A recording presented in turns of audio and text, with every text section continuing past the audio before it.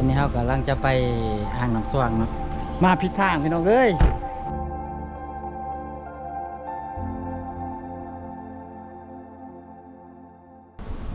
เอาวิดีโอคิดว่าถ่าย ตอนนี้เรากำลังจะไปอ่างน้ำสว่างเนาะไปนั่งชิวๆแต่จะคลิปก่อนแม่นเขาจะไปคลิปก่อนมันไปดอนเนาะแต่วันนี้เขาจะไปอ่างขาฝากเบื้องนี้มีนางเบื้องบรรยากาศแต่เป็นตกดินนะเคยไปจักเถื่อนละ บุเคยไปจักเทื่ออันนี้คือครั้งแรก ครั้งแรก ให้ป่าดงพาทัวร์ พาทัวร์เนาะ พาทัวร์ในเด้อบ่ได้หรอกนะ เดี๋ยวจะพาจัดมือนี้ว่างว่าคนคือสีลายอยู่ดอก ประเทศผู้เห็นอย่างเลยเกือบตา เอาไปวันนี้เขาจะเอาอาหารไปเองเนาะเป็นตำมังฮงเป็นของแกมเนี่ยทุกอย่างเอาไปเองหมด ไปเจอกันที่นู่น ไปเจอกันเลยเอาไปอาหารแล้วก็มีตู้ลำโพงนิดนึงแล้วก็มีตู้ลำโพงนิดนึงเนาะแล้วก็มีตั้งแคมปิ้งอาหารมีตำมังฮงมีหลายๆอย่างวันนี้เจ๊ฝ่ายพาทั่ว คนละค่ะ ฮะ จะไปอัดคลิปมาหอดเป็น เออ ค่ะไปดู เขาจะอัดคลิปเขาจะออกไปเลยเนาะ ไปกันเลย ไป ไปเจอกันอ่างน้ำโอ้ ส่วงทีกลางน้ำส่วงที อ่างน้ำสว่าง เออ เจอกัน อ่างน้ำสว่าง ที่อ่างน้ำสว่างไป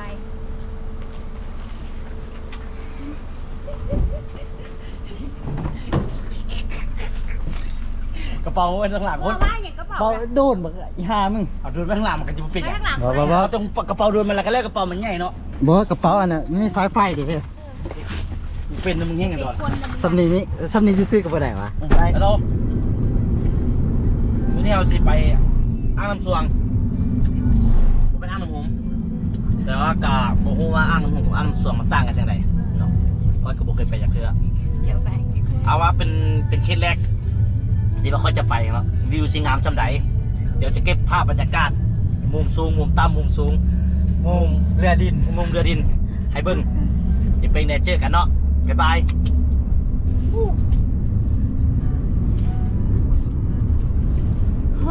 โชเฟอร์รถจันสันเบบี้ รถขี่นิ่มเนอะ ฮะนิ่มวะทางนี้มืดเลยทางนี้มืด เพราะมื่อหน้าก็จะรถอันไหนบัวพาไปอ่างสวมไปเบิ้งก่อนรถสภาพก่อน โว้ยการจะมาฮอดก่อน อ๋อ ไปได้สบาย ลงเยี่ยมไปมาเนาะ มาผิดทางพี่น้องเอ้ยสมิทว่าสิไปอันนั้นน้ำส่วงเปลี่ยนแผนไปอันน่ะน้ำผมมาเจอบวกกว่านี้เอาแข็งอยู่ได้อยู่เนาะนี่ตรงร่องอะไรบ้างไตข้องกลาง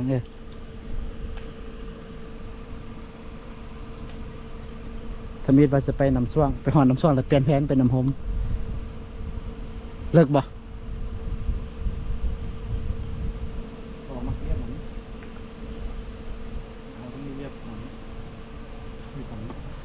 ตัวไหน นี่เลยป่ะไต เออ เลยป่ะ แม่นไต มันจะปุ๊บตุ๊ดตรงหมดเลย บ่มันบ่เป็นหยังดอก ไปดินเก้าอยู่ เดี๋ยวไปให้รถขับไปก่อนก็ได้นี่ เจอทางบวกหูว่ามันสิไปได้บ่รถเก่งเนาะแต่ว่าจะให้รถกระบะเข้าไปก่อนโอ้กูเรียบแค่พุ่น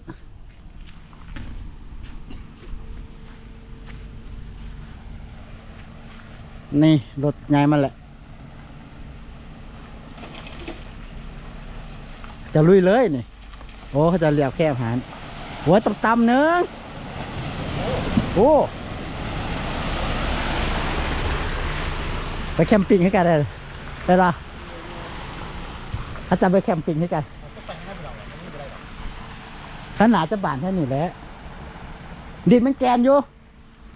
เส้นเด้อเส้นเก้าป่ะ นี่ได้เบิ่งรถเก๋งก็จะกระมากันเพื่อ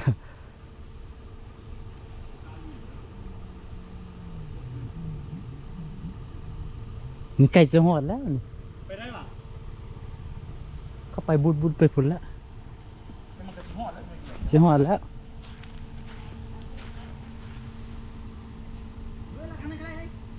ฮะ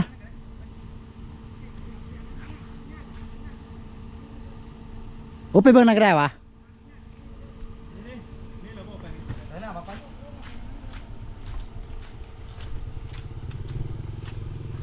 โอ้รถเก่งไปยังเนาะเตรียมกูมาเรียบร้อยนี่นะยัด ข้าวะ ยัดผมบ่ได้สี่เด้ยัด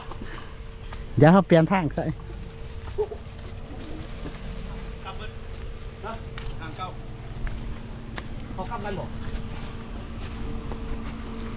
ทางยากกับระเบิดนี่ เฮ้ยแม่คุณไปได้เฮ้ยพี่ได้ จะได้หัวหน้า โอ้ตามเรดาร์ สแกน สแกนหรือว่าอนาสังเกตนี่ไปแล้ว ถือว่าบ่ได้รถเก่งเขาเส้นนี้เนาะถือว่าอนาวิธีเขาอนาสังเกตกับบริยากเนาะเพราะว่าเขามีไม้คือประเภทเขาใส่ไม้นะอันนี้คือการมาแทกของเราเนาะ สักจิกเลยเป็นปะ เขาบ่จำเป็นต้องเอาไม้แมทเอาไม้หยังมาสังเกตเขาต้องไม้อย่างเดียว มึงจะเอาไม้แมสไปแล้วมาแท้ ถ้าไม่แทกมันสิยาก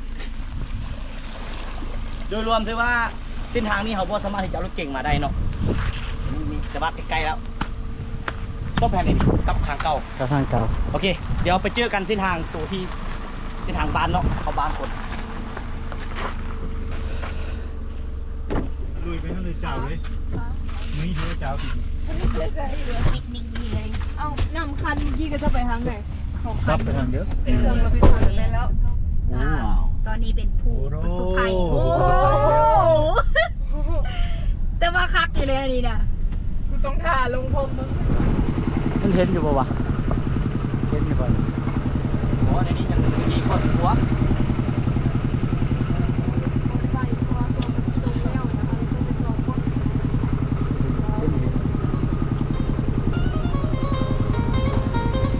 มันว่าอ้าง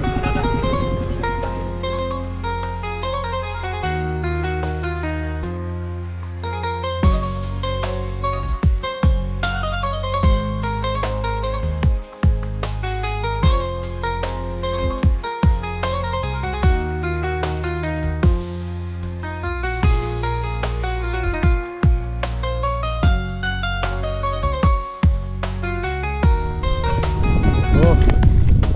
ตอนนี้ครับก็มาหอดอ่างน้ำพมเลยเนาะคิดว่าจะไปน้ำสว่างจุดถ่ายก็มาจบอยู่อ่างน้ำพมไปเส้นทางมาหัวหน้า คือ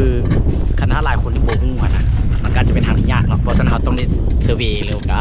ต้องมีคนสำรวจก่อนเนาะก่อนจะเข้ามาเส้นทางนี้ เพราะว่ามันจะมีอยู่2จุดคืออ่างน้ำหุ่มจะมีจุดที่ว่าเพิ่นให้เซาเต็นท์เนาะคือจุดนั้นเนาะที่ว่าเพิ่นให้เซาเต็นท์แต่ว่าถ้าผู้ใดเอาตั้งหรือว่าเอาอุปกรณ์มาที่ครบแล้ว เราต้องมาต้องขี่รถจักรจุดนั้นเนาะจุดที่ว่าเอาค่อนข้างจะยากนิดนึงแต่ว่ามันก็สามารถมาได้รถเก่งเนาะมันจะเป็นจุดนี้ที่ว่าจุดเขาตั้งนี่คือจุดที่เขาเอาอุปกรณ์มาเองเนาะ เอามาเองทุกอย่างเลย หรือว่าเราเบียร์ปลาปิ้งนี่จะซื้อกับไปซื้อน้ำเพิ่นได้ ตาม เนาะ ฟัง ประมาณนั้นเลย สร้างกระไดขนาดจะมีงานมาส่ง แม่นแต่ว่าสิ่งหลักๆที่เขามาอย่าลืมสิ่งหนึ่งคืออนามัยพร้อมมาแล้วต้องอนามัยช่วยกัน นี่ เนาะ คือแบบอย่าง คือ เข้ามาก่อน เอามาก่อน บ่อยากดีไปได้เนาะ รักที่เราปลาต้องมีเงิน มาแล้วก็ต้องเอาขี้เหนียวกลับเมื่อพอกเนาะตะเวนกำลังจะตกดินในเวลา5 โมงแล้วตะเวนยังสูงอยู่ได้นี่ มา ตอนนี้เขากำลังจะปีนดูขางเนาะปีนดูขางอันนี้เหลือเองเนาะก็กินหอมแบบส่วนดากขนาดเลยหลังจากถ่ายรูปแล้วเนาะเขาก็สิมาเก็บภาพทำแลบเอาบรรยากาศตอนค่ำเลยเนาะปิดคลิปเลยก็ได้ที่บอก ฟ้าว ตอนค่ำเลยวะ เดี๋ยวเราจะเก็บโอเคจะปิดคลิปให้แต่ว่าเราจะเก็บบรรยากาศมุมสูงมุมต่ำการจะเก็บบรรยากาศตุกดิน ตอนนี้คนมานี่ค่อนข้างจะหลายเนาะเพราะว่าตอนเขามานี่มีแต่รถคันนึงคันเดียวเนาะปัจจุบันมี3-4 คันแล้วคันนั้นเป็นรถจักรเมื่อจะเอารถจักรทางรถจักรรถใหญ่มันจะมีการย้ายขี่แบบแคมปิ้งเนาะสไตล์แคมปิ้งแบบผจญภัยนิดนึงเนาะทางเข้ามาก็ยากได้ลำบากได้ง่ายได้ แต่ว่าซ้ำนี่มันก็บ่ยากเลย ก็ธรรมดา ถ้าเทียบ มันก็ไปง่ายมาง่ายรถเก๋งมาได้เนาะ ไม่ละ เออ แต่ช่วงบุฝนนี่รถเก่งนี่มาได้เนาะแต่ว่าช่วงฝนนี่ก็จะลำบากหน่อยนึง อืม เนาะกับบรรยากาศตัวนี้ถือว่างามมีฟ้าลมอยู่ตลอดเลยคล้าย อากาศพอดีนะ อากาศพอดีอยู่ โอเครอไล่เดี๋ยวจะเก็บภาพบรรยากาศ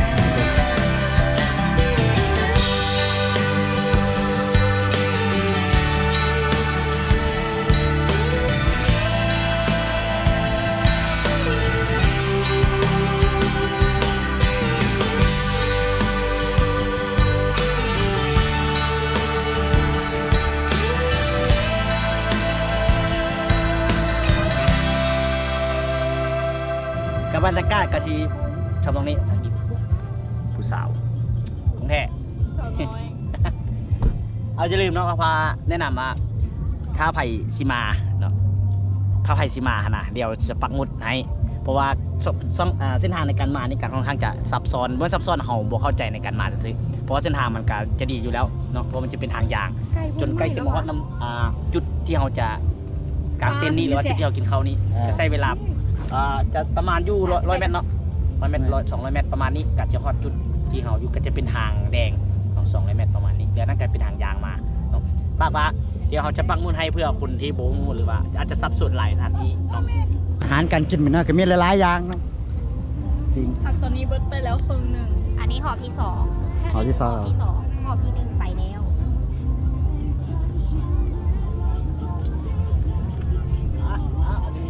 ปั๊บอยู่ไหนยุ่งกับบ้านนี่นะ บอกก่อนนี้มัก เป็ เบิ่ น ง เอ เฮ ง ง เป็นแต่ที่บ่เป็น บอกก่อนนี้มักเบิ่งเฮงเดี๋ยวนี้ นี่แล้ว คลิปเฮามาอ่างน้ำหมกะสิประมาณนี้แหละวิวเนาะมันกะโดยรวมคือว่าจะจอดหลายเนาะ อย่าลืมฝากเด้อปักหมุดให้เพิ่นเด้อเพราะว่าทางซับซ้อนหลาย โอ้ มายากไปยากมันมีหลายบ่อนบ่แม่นจังดอก แม่นแหละ มันมีหลายสถานที่ มันมีหลายจุดลง แต่ว่าจุดนี้เป็นจุดที่ว่าค่อนข้างจะ เป็นในนั้นส่วนโตว เป็นส่วนตัวหลายที่สุดเลย เป็นส่วนตัวเป็นส่วนตัว แต่ว่าต้องได้เก็บของอุปกรณ์มาเองนะคะ แนะนำเพิ่นว่าต้องได้เกียมอุปกร เป็น ณ์ โต๊ะตังแนวกินมากันได้กะจัดแจงมาแต่บาทเป็นเหล้าเป็นเบียร์เครื่องดื่มกับแกมเสียงเพลงตู้บรรยากาศไปมีไฟแบบเสียบปลั๊กได้อิหยังหรืออิหยังก็ตามเตจะว่าตัวเองต้องการ แต่ว่าสถานที่นี้เพิ่นก็มีมีห้องน้ำให้แล้วเนาะแล้วก็มีบ่อนกินให้แล้ว เนาะก็มีสถานที่ขายอยู่แต่ว่ามันจะมี2จุดเนาะคือคล้ายๆว่าจุด จุดให้เซา จุดให้เซากับจุดส่วนตัว ผู้ใดที่ว่าบ่มีตัวมีตังค์บ่มีเต็นท์มาต้นสวยกับไปโซนนั้นได้มีให้เซาผู้ใดมีอยากก็มาเบิ่งนี้ อันน่ะส่วนตัวนี่เขาไม่เป็นสถานที่ที่เขาเต้นส่วนตัวนี้ห้องน้ำส่วนตัวเด้อพี่น้องเด้อ ป้า ฟิวธรรมชาติฟิว ธรรมชาง า ติ ม ห้องน้ำส่วนตัวป้าอย่างเดียวรถจอดจึกไปเลย ต้องมีคนไปยาม ต้องถือศีลในน้ มาพร้อมเดี๋ยวสิ้นแต้มมาพร้อม ศีลแต่ ศีลแต้บ่พอ มันนั่งเหี่ยว เพราะว่าห้องน้ำธรรมชาติแล้วก็ส่วนตัวอีหลียังครับเลย ผู้ชายคันนี้หายห่วง ส่วนตัวอีหลี คันอยากง่ายก็ลงน้ำส้วม น้ำหอม น้ำยิ้มแบบ โอ้จะเป็นแม่งอีหยังเลยเนาะจังได๋เสียว ทำแมงทำปลาแล้ว จังได๋เสียว ฮัลโหล ปิดคลิปให้ได้บ๊ายบาย บ๊ายบาย บ๊ายบายก็บ๊ายบายแล้วบ๊ายบายกัน เอาบอกให้บ๊ายบายเอาสำหรับการ เจอกันใหม่ทริปหน้าโชคดีทุกคน บ๊าย